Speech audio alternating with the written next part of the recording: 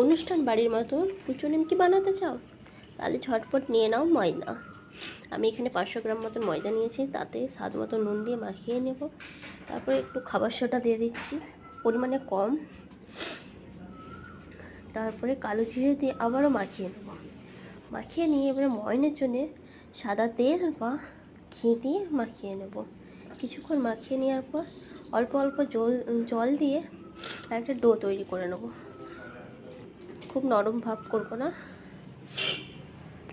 দিয়ে রুটির লেচির মতো আকার দিয়ে দিয়েছি। এরপর রুটির মতন বেলে নেব। এতে তোমরা তেল দিয়েও বেলতে পারো বা ময়দা দিয়েও বেলতে পারো। ময়দা দিয়ে বেললে এটাই সুবিধা, একসাথে রাখলে জড়ার চান্স থাকবে না। তো এগুলোকে নিমকির আকারে কেটে নেব, কুচো নিমকির আকারে। দেখো কতটা ঝরঝরে আছে। কড়াইতে তেল দিয়ে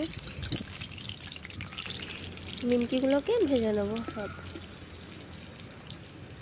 লাল লাল করে ভাজবো, খুব একটা লাল লাল করে ভাজবো না, তাহলে পুড়ে যাবে। এ দেখো, দেখেই বুঝতে পারছো কতটা মচমচে হয়েছে। তো তোমরাও একবার ট্রাই করবে।